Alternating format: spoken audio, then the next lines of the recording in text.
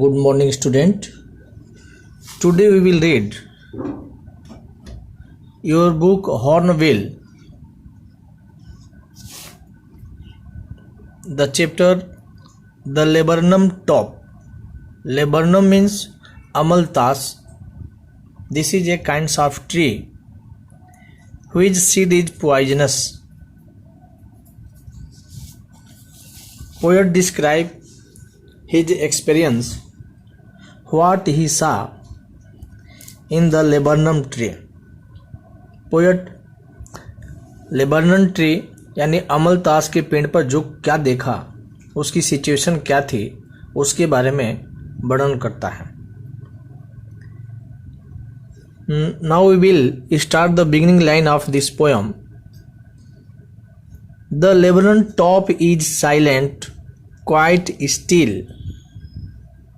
In the afternoon yellow September sunlight, a few leaves yellowing, all its seed fallen. What is the physical appearance of the laburnum tree? He said that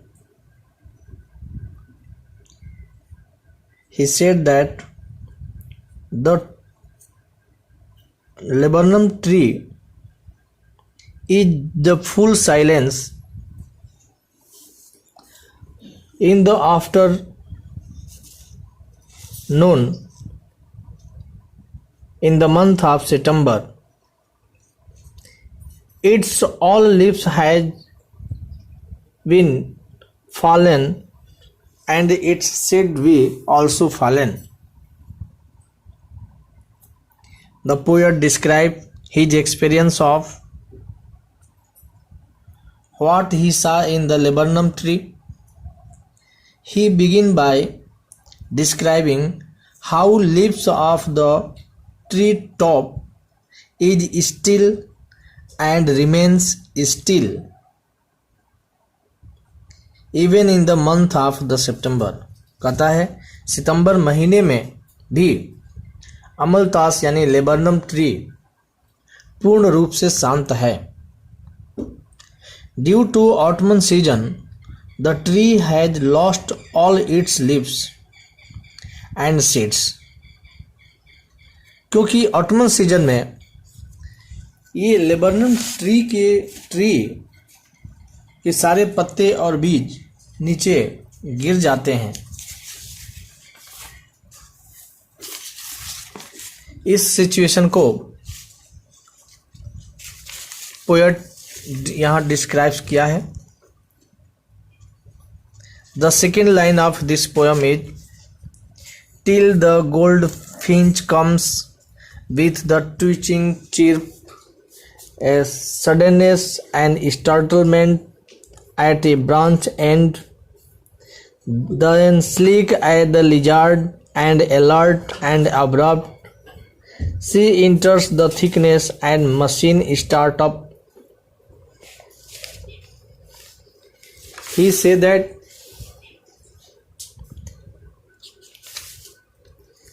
after that he noticed that in first stanza he describes about the laburnum tree, how it becomes silent in the month of the September and its leaves and seeds has been fallen. And the second stanza he describes that after that he noticed, इसके बाद वो क्या देखता है, after that he noticed that the death like scene of tree comes to an end when a goldfinch bird perch on it. कहता है कि इस पेड़ पर लेबर्नम ट्री पर जान तब आ जाती है जब गोल्ड फ्लिंच उस पर पहुंच जाती है. गोल्ड फ्लिंच जिसको हम सोन पक्षी भी कहते हैं. When goldfinch perch on that tree, then what happened on the tree? The tree makes a sudden chirrup sound upon the bird's arrival. जैसे ही गोल्डन फ्लिंच उस पेड़ पर पहुंचती है, चारों तरफ पक्षियों की चहचहाने की आवाज़ आने लगती है. He compared the quickness, speed and alertness of the birds to that of the lizard. वह यहाँ कंपेयर करता है कि ठीक कंडीशन उसी टाइप की हो जाती है जैसे कोई लिजार्ड उस पेड़ पर पक्षियों के बीच चढ़ जाता है और पक्षी चहचहाने लगते हैं, चारों तरफ से शोर होने लगता है। इस सिचुएशन को यहाँ वर्णन किया है। When she starts moving towards the thickness of the branch, the nestling start chirping and flopping their wings. जैसे जैसे वह अपने नेस्टली अपने घोंसले में प्रवेश करती है उस समय चारों तरफ से पक्षियों के चहचहाने की आवाज़ आने लगती है। Thus, due to movement, the tree also starts shaking and thrilling. पेड़ पर चारों तरफ से मूवमेंट होने लगता है, हलचल होने लगती है। कब होता है? जब गोल्ड फिंच पेड़ पर आ जाती है। Thus, due to the movement of the tree also starts shaking and the thrilling. Thus, we notice how the poet gives two contrasting sceneries while describes the tree. यहाँ पोएट दो चीज़ों से दो contrasting scenery को दिखा रहा है। First, in the beginning the laburnum tree is full silence and its all leaves and seed are fallen in the month of September. And then he saw that when golden finch comes on the tree, all birds are chirping and making merry to arrival of the golden finch. दो situation को दिखाता है। एक तो शांति से रहती है, पत्ते झड़ जाते हैं। दूसरे में जब गोल्डन फिंच आती है तो चारों तरफ से हरियाली और चहचहाट होने लगती है। Further the poet finally realized that gold fish bird and the trees are the engine of their family. यहाँ कवि कहता है कि अपने गोल्ड फिंच जो है अपने फैमिली के लिए इंजन का काम करती है। इंजन क्या करता है? पूरे फैमिली को गंतव्य स्थान तक पहुंचाता है और उसकी सारी ज़रूरतों को पूरा करने की कोशिश करता है। When she brings food for the little birds, she move to the end of the other branch.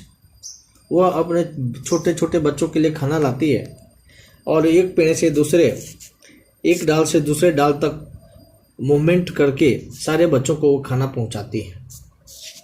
And end of the other branch he describes the birds appearance. It has striped face which is the dark in the colour. वो कैसे पहुंचाते हैं? क्योंकि flinch bird पर एक stripes बना होता है, धारीदार बनती है, जिसको देख करके वो पहचान में आता है। After that her body is yellow and thus blends with the yellow leaves of the tree. और गोल्डन फिंच की बॉडी भी येलो है, उसके फिदर भी येलो है और यहाँ तक कि पेड़ की लिप्स जो है वो भी येलो कलर की है। उसमें उसको देख पाना बड़ा मुश्किल है, लेकिन जब उसमें उसके बॉडी पर जो स्ट्राइप्स बने होते हैं, जो धारियाँ बनी होती है, इसको देख करके पोएट को महसूस होता है कि फ्लिंच बर्ड यहाँ पहुँच चुकी है। Then the eerie delicate whistle chirrup whispering, the launches away towards the infinite and the Lebanon subside to the empty. Finally, poet describes that after reaching the branch and she makes the rather sweet chirping sound. The poet compared this sound to be whispering as she flies away in the limitless sky. कभी कहता है कि वो कुछ देर के लिए आती है और अपने बच्चों से मिल करके फिर अनंत आकाश में उड़ते हुए चली जाती है। Thus, after the bird leaves the tree, the laburnum tree once again become silent and death like.